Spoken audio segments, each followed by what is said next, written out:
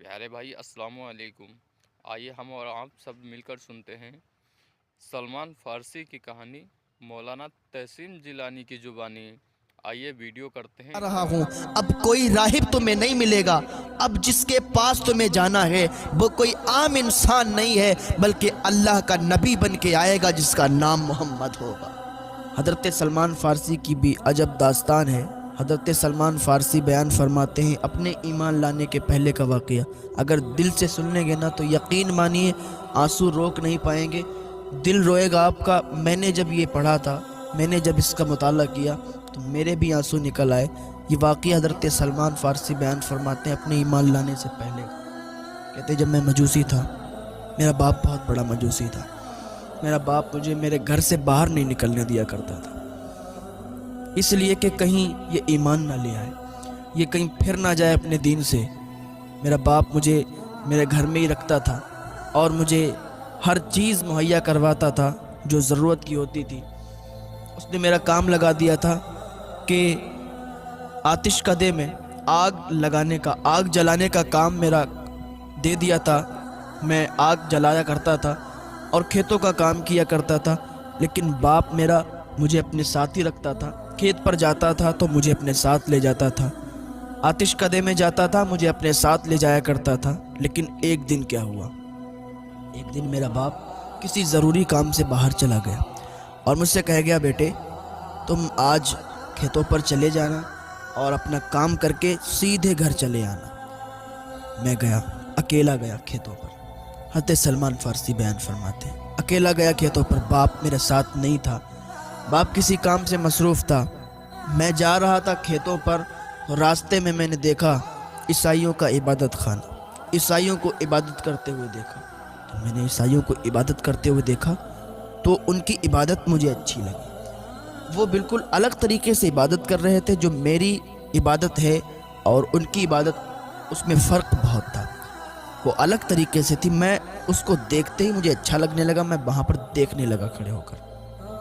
پھر کیا ہوا، حضرت سلمان فارسی بیان فرماتے ہیں کہ میں شام تک وہیں رہا، میں نے شام تک وہیں دیکھا۔ عبادت خانے میں کچھ لوگ عبادت کر رہے ہیں، آ رہے ہیں جا رہے ہیں، عبادت کر رہے ہیں۔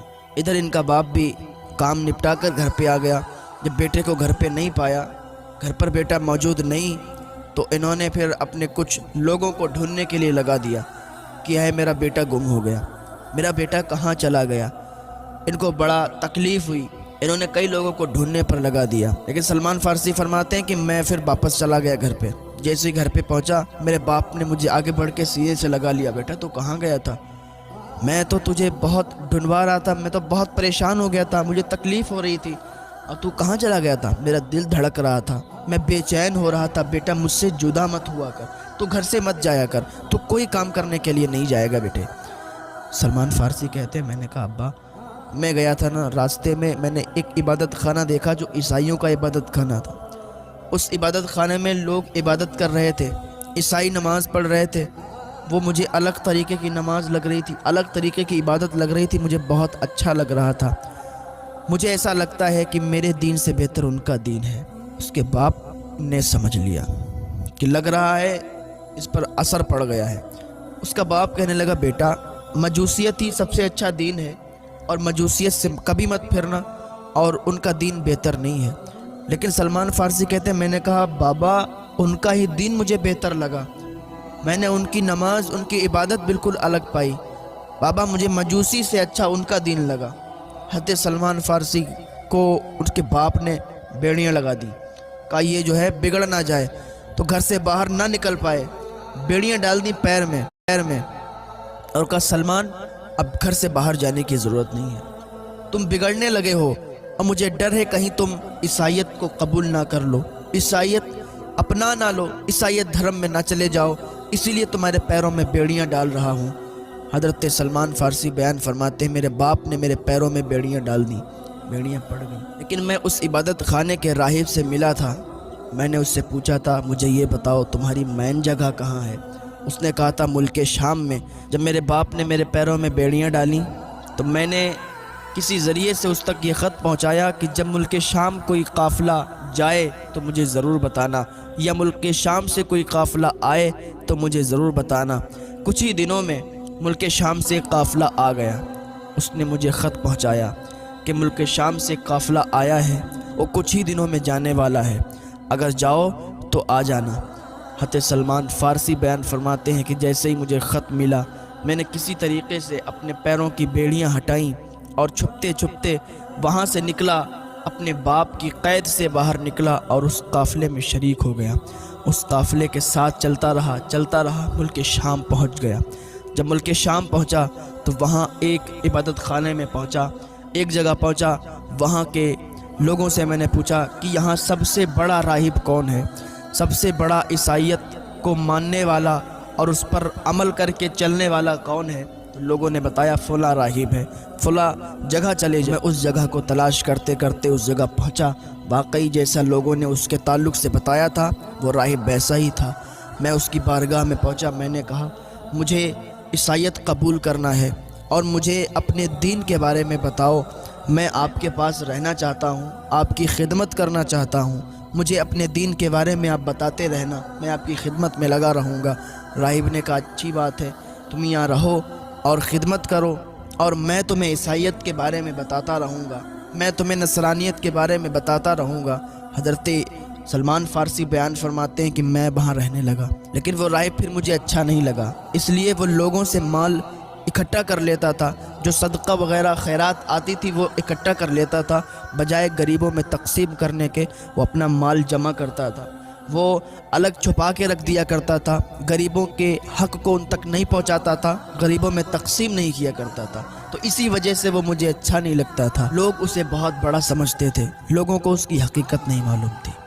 جب وہ مر گیا، لوگ آئے اس کو دفن کرنے کے لیے، تو میں نے کہا کہ تم لوگ اس کو بہت بڑا سمجھتے ہو، لیکن یہ بہت بیکار انسان ہے، بہت خراب انسان ہے، لوگوں کو لوٹنے والا انسان ہے، غریبوں کا حق مارنے والا انسان ہے۔ لوگوں نے کہا تم کیا کہہ رہے ہو؟ کہا میں سچ کہہ رہا ہوں، اگر جاننا چاہتے ہو تو میرے ساتھ آ جاؤ۔ حضرت سلمان فارسی بیان فرماتے میں ان کو لے کے گیا اس جگہ پر جہاں اس نے سونے کو چھپا رکھا تھا، گھڑوں میں سونا بھر کے رکھا تھا۔ لوگوں نے جیسے ہی دیکھا کہ بہت سارے گھڑے، بہت سارا سونا رکھا ہوا ہے، بہت سارا مال و دولت ہے، تو لوگ یہ سمجھ گئے کہ واقعی یہ بہت برا انسان تھا۔ لوگوں نے پھر اسے سولی پر چڑھا دیا، پتھر مار مار کے اس کا جسم چھلنی کر دیا، اور وہ جو مال و دولت تھا وہ غریبوں میں تقسیم کروا دیا۔ اب وہاں پر دوسرے راہب کو رکھا گیا، اس عبادت خانے میں دوسرا راہب آ گیا، وہ واقعی بہت اچھا تھا۔ جب وہ مر گیا، جب اس کا انتقال ہو گیا، تو فرماتے میں نے اس سے پوچھا کہ اب میں کس کے پاس جاؤں؟ اس کا انتقال ہونے سے پہلے سلمان فارسی نے پوچھا اب میں کس کے پاس جاؤں، کہاں جاؤں؟ جو بہت اچھا راہب ہو، جو واقعی نیک ہو، جو واقعی لوگوں کا حق مارنے والا نہ ہو۔ اس راہب نے مجھے ایک جگہ کا پتہ دیا اور کہا وہاں چلے جاؤ، میری نظر میں اس سے بہتر کوئی راہب نہیں ہے۔ میں وہاں سے روانہ ہوا اور اس جگہ پہنچا جہاں اس راہب نے مجھے بتایا تھا۔ اس راہب کے پاس جیسے ہی پہنچا نا، تو واقعی وہ مجھے ویسا ہی ملا جیسا اس نے بتایا تھا۔ اس کی خدمت میں لگ گیا، اس سے نصرانیت کے بارے میں پوچھتا تھا، وہ مجھے بتاتا تھا، ایک ایک بات مجھے بتاتا تھا، میں اس کی خدمت میں لگا رہتا تھا۔ ایک دن آیا کہ اس کا بھی انتقال ہونے والا تھا۔ میں نے اس سے پوچھا کہ اب مجھے کہاں جانا چاہیے، تو اس نے کہا کہ فلاں جگہ ایک راہب ہے جو بہت ہی اچھا راہب ہے، اور اس کے علاوہ اور کوئی ایسا راہب نہیں ہے جو تم جس کے پاس جاؤ جو نیک ہو۔ تو میں اس کے کہنے پر اس کا انتقال ہو گیا، اس کے بعد میں اس راہب کے پاس گیا۔ اس طریقے سے میں راہبوں کے پاس جاتا رہا، اس راہب کے پاس گیا، اس کی خدمت میں رہا، واقعی وہ ویسا ہی پایا جیسا اس نے بتایا تھا۔ لیکن اس راہب کا بھی تھوڑے دنوں کے بعد انتقال ہونے والا تھا، وہ آخری راہب تھا میری اس زندگی میں۔ تو میں نے اس راہب سے پوچھا کہ حضور مجھے اب بتائیے کہ اب مجھے کہاں جانا چاہیے۔ اس راہب نے کہا اس دنیا میں اب میری نظروں میں کوئی ایسا راہب نہیں ہے جس کے پاس تم جاؤ، جس کے پاس تم جا کے رہو، جس کی تم خدمت کرو، لیکن ہاں اب تم کسی راہب کے پاس مت جاؤ، اب تم وقت دیکھو، اب تم ٹائم دیکھو، وہ دن آنے والا ہے، وہ گھڑی آنے والی ہے کہ مدینے میں ایک بچہ پیدا ہوگا، وہ بچہ آنے والا ہے، وہ دن قریب آ رہا ہے۔ اب میں تو جا رہا ہوں، اب کوئی راہب تمہیں نہیں ملے گا، اب جس کے پاس تمہیں جانا ہے وہ کوئی عام انسان نہیں ہے بلکہ اللہ کا نبی بن کے آئے گا جس کا نام محمد ہوگا۔ حضرت سلمان فارسی کہتے ہیں میں نے پوچھا اس کی نشانی تو بتائیے، اس کی نشانی کیا ہوگی؟ وہ راہب کہتا ہے اس کی 3 نشانیاں ہوں گی۔ پہلی نشانی وہ ہے کہ وہ ہدیہ قبول فرمائیں گے، دوسری نشانی وہ ہے وہ صدقے کا کھانا نہیں کھائیں گے، اور تیسری نشانی یہ ہے کہ ان کے دونوں شانوں کے درمیان مہر نبوت ہوگی۔ میرے بیٹے تم اس رحمت والے نبی صلی اللہ تعالیٰ علیہ وسلم سے ضرور ملاقات کرنا، ضرور ملنا۔ اتنا کہنے کے بعد وہ راہب انتقال کر گیا، وہ راہب بھی اس دنیا سے چلا گیا۔ میں سوچ رہا تھا کہ میں عرب شریف کیسے جاؤں، میرے پاس تو کچھ ایسا سامان نہیں۔ جیسا کہ ہم اور آپ نے سنا مولانا تسیم جیلانی کی زبانی سلمان فارسی کی کہانی۔ اگرچہ ویڈیو اچھی لگی، سلمان فارسی کی کہانی سے ہمیں اور آپ کو کچھ سیکھنے کو ملا، تو آئیے کیوں نیک کام کریں کہ ہم اور آپ مل کر یہ ویڈیو آگے سے زیادہ شیئر کریں، تاکہ آگے سے کچھ لوگ بھی اس ویڈیو سے کچھ سیکھیں اور اپنے جیون میں بدلاؤ لائیں۔ اگر آپ تسیم جیلانی صاحب کو پسند کرتے ہیں اور میری ویڈیو دیکھتے ہیں، مولانا تسیم جیلانی کے بیانات آپ کو اچھے لگتے ہیں، تو لائک اینڈ شیئر کر کے سپورٹ ضرور کریں بھائی، زیادہ سے زیادہ سپورٹ کریں۔